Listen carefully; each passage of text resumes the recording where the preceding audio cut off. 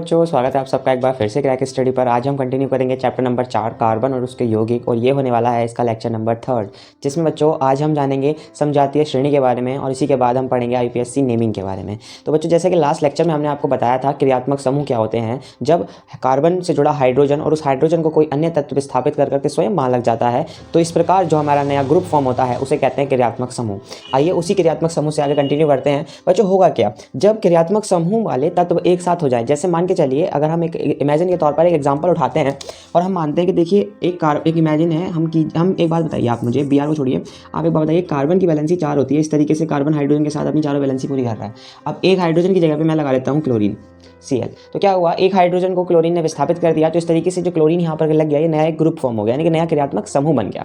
इस तरीके से अगर यहाँ पे देखो कार्बन एक था, अगर मैंने कहा 2 कार्बन है, तो 2 कार्बन की वैलेंसी भी इस तरीके से मैंने हाइड्रोजन से पूरी कर दी, और इसकी भी 2 हाइड्रोजन से पूरी कर दी, और तीसरी वैलेंसी को मैंने क्लोरीन से पूरी कर दिया। इसी तरीके से 3 हो जाए, 4 हो जाए, 5 हो जाए, 6 हो जाए, कुछ मतलब नहीं है, कितने भी कार्बन हो सकते हैं। डिपेंड यहाँ क्या कर रहा है, डिपेंड यहाँ मैं कहना क्या चाह रहा हूँ, मैं ये कहना चाह रहा हूँ बच्चों, यहाँ पे एक कार्बन था तो Cl लगा, तब भी इसका नाम वही होगा, इसकी केमिकल प्रॉपर्टीज वही होंगी, इसके लगभग गुण वही होंगे। ठीक है, यहाँ पे भी 2 कार्बन पे भी Cl लगा, तब भी इसका नाम कुछ वैसा ही होगा, तब भी इसकी केमिकल प्रॉपर्टीज कुछ वैसे ही होंगी। तो इस तरीके से जब हम यहाँ पर एक ही जैसे केमिकल प्रॉपर्टीज वाले एक ही ग्रुप वाले तत्वों को एक साथ अरेंज करते हैं, तो उस तरीके से हमें एक श्रेणी मिलती है जिसे हम कहते हैं समजातीय श्रेणी। जिसका एग्जाम्पल के तौर पर जैसे यहाँ पे लिखा हुआ है बच्चों, एल्कोहल श्रेणी। एल्कोहल श्रेणी का क्या मतलब है, जब कार्बन की 4 हाइड्रोजन में कार्बन की जो 4 वैलेंसी हैं उनमें से एक वैलेंसी जो हाइड्रोजन पूरी कर रहा है, उस हाइड्रोजन की जगह पर OH लग जाए। ठीक है, यानी कि इस तरीके से यहाँ Cl ना लग करके OH पूरी कर दे, तो इसे कहते हैं एल्कोहल ग्रुप। ठीक है, अब यहाँ पे देखिए, यहाँ एक कार्बन था तो उससे एक OH ग्रुप लग गया, तो भी अल्कोहल ग्रुप है। 2 कार्बन के साथ OH लगेगा तो भी अल्कोहल ग्रुप है, 3 कार्बन के साथ OH लगेगा तो भी अल्कोहल ही ग्रुप है।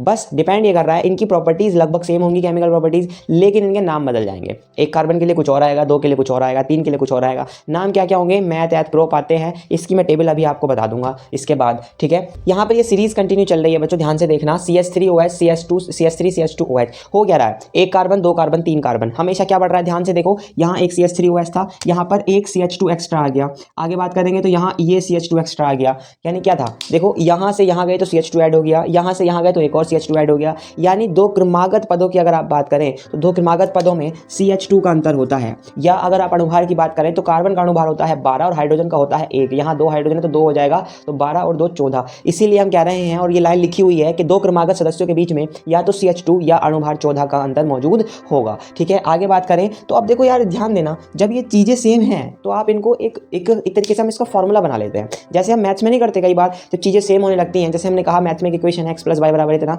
तो उसमें हम क्या कर रहे हैं, x और y की वैल्यू पुट कर रहे हैं, ग्राफ बनाना है तो उसका हम x y वैल्यू पुट कर रहे हैं, हमें मिलती जा रही है टेबल। तो उसी तरीके से हमने इनका एक कॉमन फॉर्मूला बना लिया। जैसे एल्केन का होता है CnH2n+2, एल्कीन का हुआ CnH2n, एल्काइन का हुआ CnH2n-2। तो इस ग्रुप के अकॉर्डिंग हमने कुछ जो क्रियात्मक समूह लिए, उन पे अनुलग्न और पूर्व लग्न क्या लगते हैं। पूर्व लग्न मतलब उसका नाम लिखने से पहले कुछ क्रियात्मक ग्रुप का नाम लिखा जाता है तो वो पूर्व लग्न हो गया, और अगर केमिकल के नेम के बाद में कुछ लिखा जाता है तो अनुलग्न हो गया। इसके कुछ एग्जांपल्स लिखे हुए हैं, आइए इस टेबल को समझते हैं। सबसे पहले लिखी हुई है हाइड्रोजन।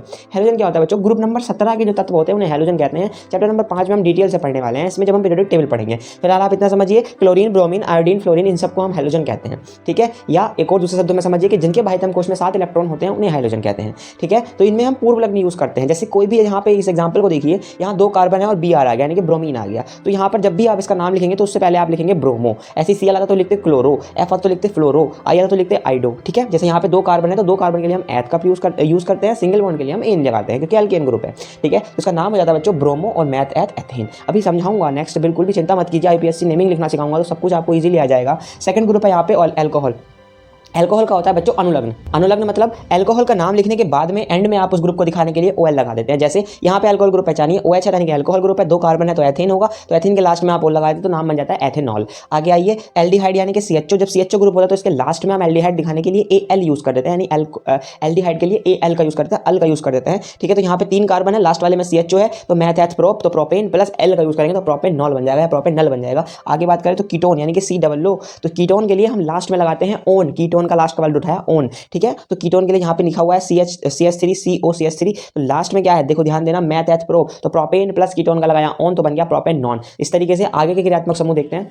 अगला ग्रुप लिखा हुआ है कार्बोक्सिलिक अम्ल। तो बच्चों कार्बोक्सिलिक अम्ल क्या होता है? कार्बोक्सिलिक अम्ल का फॉर्मूला होता है बेसिकली, आप ध्यान रखिएगा, COOH, ये होता है कार्बोक्सिलिक अम्ल। तो इसके लिए अनुलग्न लगाते हैं हम लास्ट में ओइक एसिड या ओइक अम्ल। जैसे एग्जांपल के तौर पर वहाँ पे लिखा हुआ है 1 2 3, 3 कार्बन है तो 3 कार्बन के लिए आता है प्रोपेन, और लास्ट में आएगा ओइक अम्ल, तो बन जाएगा इसका नाम प्रोपेनोइक अम्ल। ठीक है, इसके बाद अगला लिखा हुआ है द्विबंध यानी कि एल्कीन, यानी कि जब कार्बन कार्बन के मध्य इस तरीके से डबल बॉन्ड होगा तो इसमें अनुलग्न यूज करते हैं ईन का। ध्यान देना, एल्कीन, तो एल्कीन का लास्ट वाला उठाया है ईन। ठीक है, जैसे यहाँ एग्जांपल पे लिखा हुआ है CH2 double bond CH2, carbon की 4 वैलेंसी है बच्चे, 2 वैलेंसी डबल बॉन्ड पूरी कर रहा है, बच्ची भी 2 वैलेंसी हाइड्रोजन पूरी कर रहा है। मैथ एथ डबल बॉन्ड के लिए ईन, तो नाम आया एथीन। और लास्ट आता है आपके कोर्स में जो दिया हुआ है आपके सिलेबस में, वो है triple bond, carbon triple bond carbon, तो उसे कहते हैं एल्काइन, यानी कि जब 3 बॉन्ड बने कार्बन कार्बन के मध्य, 3 बॉन्ड बने कार्बन कार्बन के मध्य तो अनुलग्न लगाते हैं आइन। ठीक है, लास्ट वाला एल्काइन का आइन लगाएंगे। तो एग्जांपल पे लिखा हुआ है CH3 double triple bond CH3, 3 valency triple bond से हो गई, 1 वैलेंसी हाइड्रोजन से हो गई, तो मैथ एथ नाम पड़ेगा एथाइन। आइए बच्चों अब समझते हैं IUPAC नेमिंग के बारे में,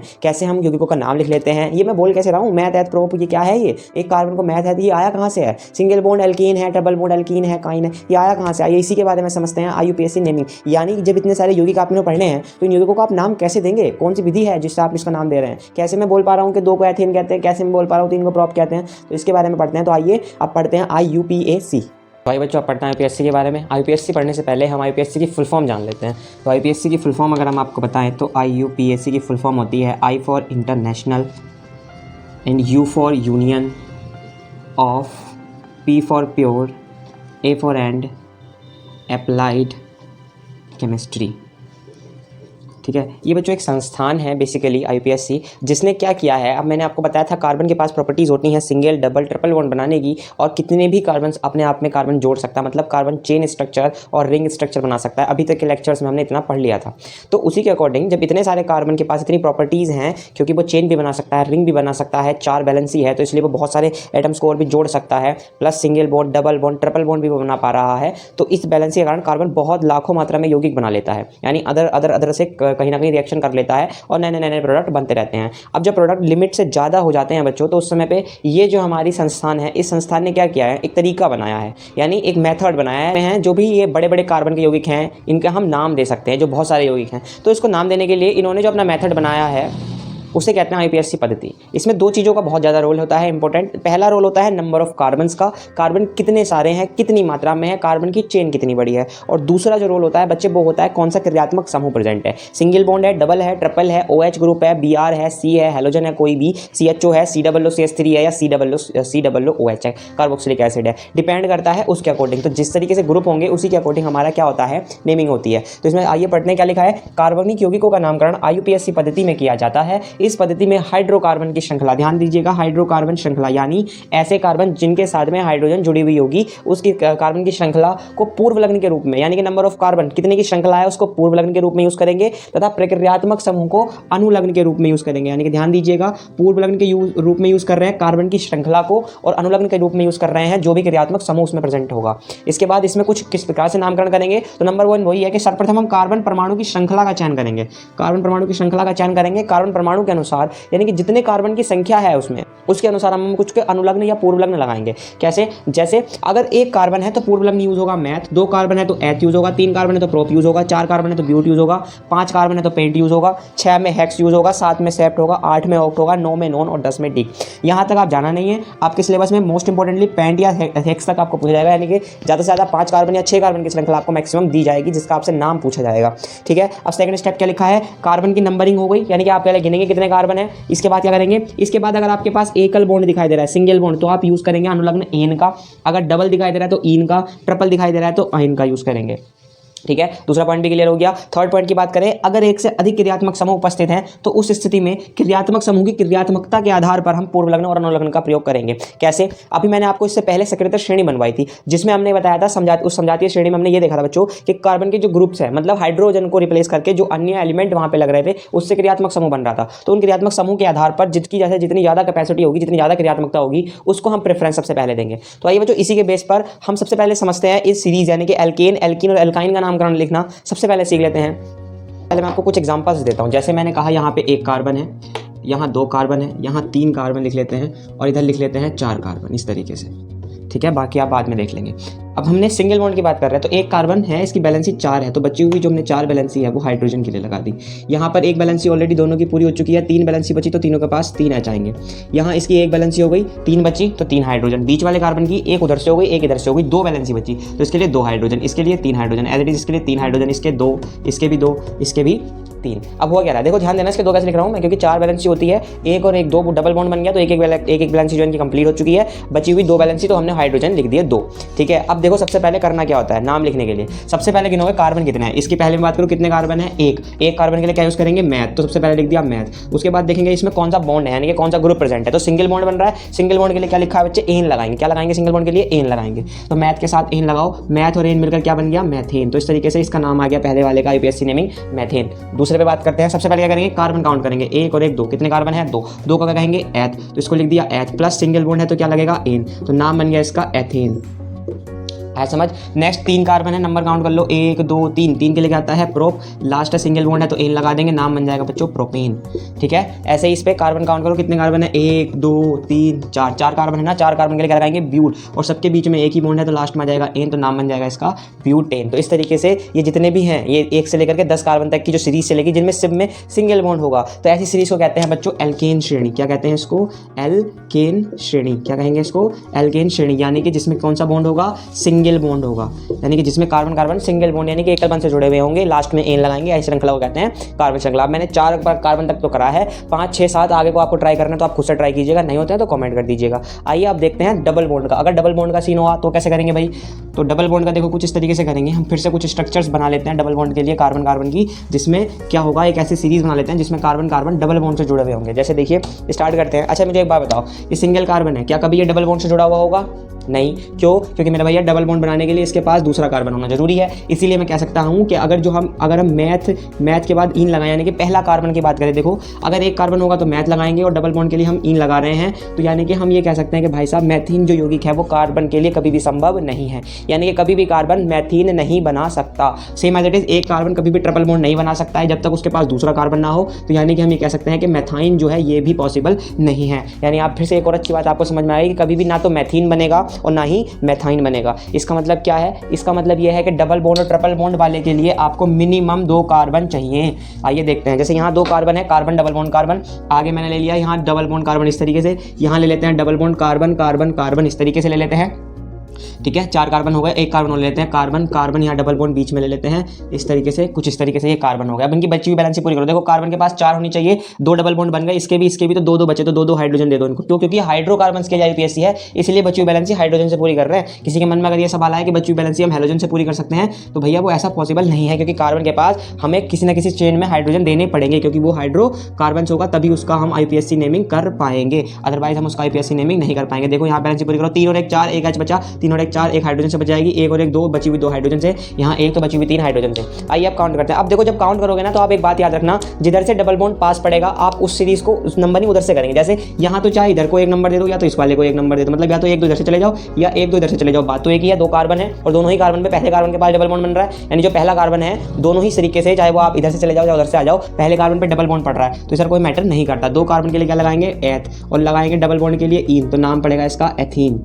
ठीक है बच्चे, ये पहला डबल बॉन्ड का यौगिक है कार्बन का, ठीक है, क्योंकि मैथीन संभव नहीं है। अब इधर से देखो 2 तरीके से हम नंबरिंग कर सकते हैं, 1 2 3, या तो इधर से जाएं या हम इधर से आ जाएं, 1 2 3। अब बताओ कौन सी नंबरिंग करेंगे, तो ऐसी स्थिति में हम प्रेफर करेंगे जिसमें हमें डबल बॉन्ड सबसे पास पड़ेगा, ये वाली। देखो इधर से गए तो पहले पे इस कार्बन ने सिंगल बॉन्ड बनाया, लेकिन दूसरे वाले कार्बन ने डबल बॉन्ड बनाया, यानी कि इधर से डबल बॉन्ड पड़ा दूसरे नंबर पर, और अगर हम इधर से आए तो पहले वाले कार्बन ने डबल बॉन्ड बना लिया, तो इधर से हमें पहले नंबर पर कार्बन का डबल बॉन्ड पड़ गया, तो हम नंबरिंग करेंगे बच्चे नीचे वाली, यानी कि हम उधर से नंबरिंग करेंगे, सीरीज की नंबरिंग उधर से शुरू करते हैं जिधर से डबल बॉन्ड या ट्रिपल बॉन्ड या फिर क्रियात्मक समूह पास पड़ता है।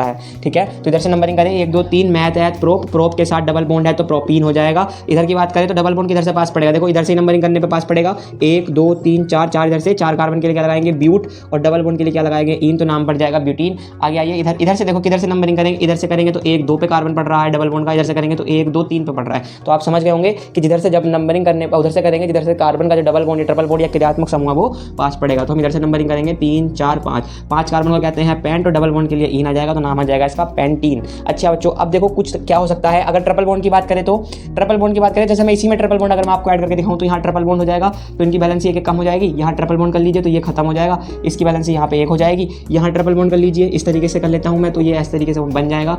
ट्रिपल बॉन्ड कर लिया, 3 और 1 4 हो गए, तो 3 और 1 4 हो गए।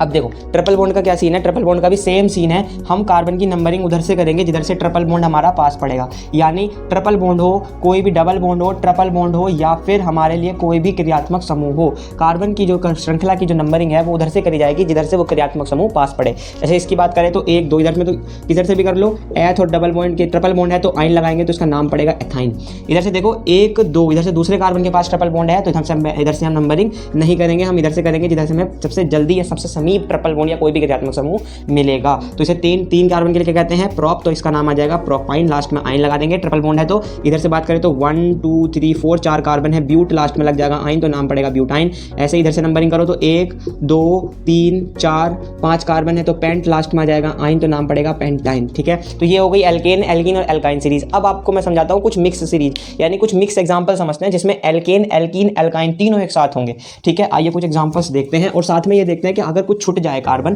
तो कैसा करते हैं। तो ये एग्जांपल्स आप बड़े ध्यान से देखिएगा। जैसे मैंने बना दिया CCC, यहाँ डबल बॉन्ड लगा दिया। ठीक है, और अगला मैं बना रहा हूँ 1 2 3 4 कार्बन का, यहाँ मैंने CH3 लगा दिया और इसके लिए मैंने यहाँ लगा दिया डबल बॉन्ड। ठीक है, हाँ ठीक है, और एक और ऐसे काम करते हैं, यहाँ ट्रिपल बॉन्ड लगाकर एक कार्बन बॉन्ड लगा लेते हैं। यहाँ 1 2 3 यहाँ लगा लेते हैं CH3, फिर यहाँ कार्बन डबल बॉन्ड लगा करके यहाँ लगा लेते हैं। ठीक है, अब इनकी बैलेंस पूरी करते हैं। चलिए जरा, यहाँ 1 था तो 3 बचेगी, 2 और 1 3 हो गई, 4 बचेगी, 2 हो गई, 2 बचेगी, 1 हो गई, 3 बची, 2 और 1 3 हो गई, 1 बची, 2 3 4 पूरी। आगे देखते हैं तो 1 हो गई, 3 बची, 1 2 3 4 बैलेंस पूरी है। इसकी CH3 2 और 1 3 बैलेंस पूरी हो गई तो 1 बैलेंस बची, 2 हो गई तो 2 बची। अब देखो ये वाले सवाल ये बहुत इंपॉर्टेंट है, ये मिक्स्ड है जिसमें एल्केन एल्कीन एल्काइन तीनों मिक्स हैं और कुछ ऐसी चीजें भी है जो छूटेंगी। जैसे पहले वाले की बात करो, सिंगल बॉन्ड भी है डबल बॉन्ड भी है, तो प्रेफरेंस किसको दोगे, तो प्रेफरेंस दोगे डबल बॉन्ड को। ठीक है, डबल बॉन्ड इधर से पास पड़ रहा है, इधर से पहले दूसरे नंबर पर पड़ रहा है, इधर से पहले नंबर पर पड़ रहा है, तो इधर से नंबरिंग करेंगे 1 2 3। 3 कार्बन है, 3 कार्बन के लिए क्या उठाते हैं बच्चे, प्रोप, तो प्रोप उठाइए और लास्ट में डबल बॉन्ड के लिए क्या लगाएंगे, इन लगाएंगे, तो लास्ट में इसका नाम बन जाएगा प्रोपीन। ये तो सिंपल थी, ये भी हमने करी भी है, लेकिन इस वाले पे बात करते हैं, ये कमाल की है। नंबर 2 वाली स्ट्रक्चर्स देखो, इसमें क्या क्या है। सबसे पहले क्रियात्मक समूह पहचानिए, इधर डबल बॉन्ड है, फिर ट्रिपल बॉन्ड भी है आगे। अब देखो नंबर, हमें कार्बन की श्रृंखला लंबी से लंबी चाहिए, जितनी लंबी चेन खरीद सकते हो उतनी लंबी चेन खरीद लो। अब देखो एक बात याद रखना, अगर कहीं डबल बॉन्ड और ट्रिपल बॉन्ड दोनों एक साथ दे दे, डबल और ट्रिपल एक साथ दे दे, तो हम नंबरिंग जो देंगे प्रेफरेंस हम डबल बॉन्ड को देंगे। यानी अगर एक सीरीज में डबल बॉन्ड भी आ जाए और एक ही सीरीज में ट्रिपल बॉन्ड भी आ जाए तो आप प्रेफरेंस डबल बॉन्ड वाले को देंगे। यानी क्रियात्मक समूह की क्रियात्मकता के आधार पर डबल बॉन्ड ट्रिपल बॉन्ड से ज्यादा स्ट्रॉन्ग होता है, ज्यादा पावरफुल होता है। ठीक है, तो जिधर से डबल बॉन्ड पास पड़ेगा उधर से नंबरिंग करो। इधर से ट्रिपल पास पड़ रहा है पहले नंबर पर, इधर से डबल देखेंगे तो 1 2 तीसरे कार्बन पर पड़ रहा है, इधर से दूसरे कार्बन पर पड़ रहा है, तो नंबरिंग तो डेफिनेटली इधर होगी 1 2 3। अब यहाँ 3 पे आकर के हमारी गाड़ी रुक गई, क्यों, क्योंकि यहाँ से 2 रास्ते हो गए, एक रास्ता ऊपर की तरफ जा रहा है और एक रास्ता सामने की तरफ जा रहा है। अब ऊपर की तरफ अगर हम जाएं तो यहाँ पे 1 कार्बन है, लेकिन अगर सामने की तरफ जाएं तो 2 कार्बन है। तो जब हम क्या करेंगे, हम लंबी से लंबी कार्बन श्रृंखला को चूज करेंगे, तो हम ऊपर ना जाकर के हम सामने की तरफ जाएंगे। समझ रहे हो, ऊपर जाओगे तो 1 ही कार्बन है, सामने जाओगे तो 2 कार्बन है, तो हम ऊपर ना जाकर के सामने की तरफ जाएंगे, हमें लंबी से लंबी चेन पकड़नी है। ठीक है, तो हम ऊपर वाले की नंबरिंग नहीं देंगे। अब भैया यहाँ बात फंसती है, जब तुमने ऊपर वाले को नंबरिंग नहीं दी तो हर एक कार्बन पर नंबर है, सिर्फ इस वाले को छोड़ करके। अब कैसे करा जाए, जब ऊपर वाले, तो जिसको आपने छोड़ दिया बच्चों, आप ऐसे समझ लीजिए कि आपने जिसको छोड़ दिया वो हो गया बीमार, तो बीमार के लिए यूज करते हैं इल। तो अब एक बात बताओ, अगर 1 कार्बन छोड़ा तो फिर से मैथ। अब आपने 1 कार्बन छोड़ा है, यानी कि आपने मैथ तो छोड़ दिया, यानी आप लिखिए मैथ और आपने इसको छोड़ दिया है, तो नॉर्मल को भी तो आप मैथ से दिखा रहे थे, लेकिन आपने इसको नंबरिंग नहीं दी है, तो इसलिए इसको नाम लिखते हैं मैथिल। ठीक है, इसका नाम लिखते हैं हम यहाँ पे MTHYL लगा लेते हैं। ठीक है, मैथ के लिए MTH लिख लेते हैं और इल के लिए YL लगा लेते हैं, या आप इसको हिंदी में लिख लीजिए मैथिल। ठीक है, मैथिल। अब ये कौन से नंबर के कार्बन पे जुड़ा हुआ है, तो 3 नंबर के कार्बन से जुड़ा हुआ है, तो इससे पहले इसका नंबर लिख लेते हैं, यानी कि 3 और 3 पे हमने मैथिल, यानी कि 3 नंबर पर मैथ, यानी 1 कार्बन इल है, यानी कि छूट गया है, यानी कि सीरीज से बाहर है, बेदखल कर दिया गया है इसको। आगे बात करो, आगे देखो सिंगल बॉन्ड तो है लेकिन डबल भी है ट्रिपल भी है, तो डबल ज़्यादा पावरफुल है, ट्रिपल कम पावरफुल है, तो पहले ट्रिपल बॉन्ड लिख लेते हैं। क्या, 4 नंबर कार्बन पर ट्रिपल बॉन्ड है, यानी कि आइन है, तो 3 पर मैथिल, 4 पर हमारे पास आइन मौजूद है। आइन का क्या मतलब है, 4 नंबर वाला जो कार्बन है उसके पास ट्रिपल बॉन्ड बना हुआ है, तो 4 नंबर पर आइन, 3 नंबर पर मैथिल है, 4 नंबर पर आइन है, 3 नंबर पर मैथिल है, 4 नंबर पर आइन है। उसके बाद कितने नंबर की श्रेणी है, 5 की, तो 5 के लिए क्या कहते हैं पेंट, और लास्ट में डबल बॉन्ड हमने प्रेफरेंस दी है। कौन से नंबर पर प्रेफरेंस दी है, तो दूसरे नंबर पर प्रेफरेंस दी है, तो पेंट और उसके बाद दूसरे नंबर पर आया डबल बॉन्ड, तो इसके लगाएंगे इन। ठीक है। तो इसका नाम बनेगा 3-मेथिल 4-आइन पेंट 2-ईन। एक बार फिर से समझना, ये बहुत कमाल का और बहुत इंपॉर्टेंट आपके लिए, कैसे टफ समझ लीजिए कि अच्छा खासा है ये। इसका अगर नाम लिखने के लिए कहा जाएगा तो डबल बॉन्ड भी है, ट्रिपल बॉन्ड भी है। तो डबल और ट्रिपल में से हम पावरफुल मानेंगे डबल बॉन्ड को, तो डबल बॉन्ड की तरफ से नंबरिंग कर दी। अब जब नंबरिंग करी तो 3 नंबर कार्बन पर 2 रास्ते आ गए, ऊपर 1 कार्बन था, सामने 2 कार्बन थे, तो हमने 1 कार्बन को छोड़ दिया, 2 कार्बन पकड़ लिए, तो दोनों पर नंबरिंग कर दी 4 और 5। आगे याद करें तो 3 नंबर पर हमने कार्बन छोड़ दिया, तो 1 कार्बन छोड़ा तो मैथ, छोड़ने के लिए इन लगाते तो मैथिल, 3 पे छोड़ा तो 3-मेथिल, ठीक है। उसके बाद 4 पे ट्रिपल बॉन्ड आया तो 4 पे आइन आ गया, फिर 5 कार्बन है तो पेंट, 2 नंबर पर डबल बॉन्ड पड़ा है तो 2-आइन, इस तरीके से इसका नाम पड़ जाएगा, ठीक है। आगे आओ, आगे आए तो इस पे नंबरिंग करो। देखो डबल बॉन्ड का प्रेफरेंस दोगे तो यहीं से चल लो 1 2 3। अब 3 कार्बन से, अब यहाँ 3 नंबर के बाद आपके पास 3 रास्ते हैं, इधर जाओगे तो भी है, इधर जाओगे तो भी है, इधर जाओगे तो भी है। तो इसमें आपकी इच्छा है, आप कहीं भी जा रहे हो। मैं सामने जा रहा हूँ 4 कार्बन, तो देखो 3 नंबर पर 2 बार छुड़ा है तो 3-3। अब 2 के लिए आता है बच्चों डाई, ध्यान रखना, 2 के लिए डाई और 3 के लिए ट्राई, 4 के लिए टेट्रा, इस तरीके से यूज़ करते हैं। तो 2 के लिए डाई क्या छुटा है, 1-1 कार्बन छुटा है, यानी कि मैथिल छुटा है, तो डाई मैथिल, यानी कि 2 मैथिल छूटे हैं 3 नंबर पर, तो 3-3 डाई मैथिल। 4 कार्बन को कहते हैं ब्यूट, मैथ है पेंट ब्यूट। अब 1 नंबर पर है तो लिखो मत लिखो, बात एक ही है, तो ब्यूट और डबल बॉन्ड के लिए इन लगा देंगे तो इसका नाम आ जाएगा 3,3 डाई मैथिल ब्यूटीन। बच्चों ये थे आज हमने पढ़ा सिर्फ और सिर्फ IPSC नेमिंग में, आज हमने 3 श्रेणी ही पढ़ी है, एल्कीन, एल्कीन और एल्काइन। अब इसके बाद जो नेक्स्ट लेक्चर होने वाला है उसमें हम पढ़ेंगे कुछ मिक्स समावयवी, यानी कि कुछ मिक्स यौगिकों के IPSC नेमकरण, जिसमें हमारे पास कार्बोक्सिलिक एसिड भी होगा, कीटोन ग्रुप भी होगा, एल्डिहाइड भी होगा, और भी अल्कोहल भी होगा, बहुत सारे ग्रुप होंगे, डबल बॉन्ड भी होंगे, ट्रिपल बॉन्ड भी होंगे, कुछ मैथिल एथिल, ये सब चीज़ें भी छूटेंगी। तो इससे रिलेटेड नेक्स्ट लेक्चर जो होने वाला है उसमें IPSC खत्म हो जाएगी, और उसके बाद उसी नेक्स्ट लेक्चर को हम देखते हैं या उससे अगले लेक्चर में देखेंगे चैप्टर में हम क्या करते हैं, क्या बचा था, एल्कोहल, जो हमारा एथेनॉल और एथेनॉइक अम्ल है उसकी प्रॉपर्टीज करेंगे, और लास्ट में हम साबुन करेंगे। तो लगभग 1 या इसके बाद 2 लेक्चर मैक्सिमम आएंगे और चैप्टर आपका कंप्लीट हो जाएगा, जितना भी थ्योरी का इस चैप्टर में है। उसके बाद लास्ट चैप्टर करेंगे केमिस्ट्री का, जो होगा चैप्टर नंबर 5। तो इस वीडियो को, इस सीरीज को देखने के लिए चैनल को सब्सक्राइब कीजिए, वीडियो पसंद आए तो लाइक कीजिए, कोई डाउट है तो कमेंट कीजिए।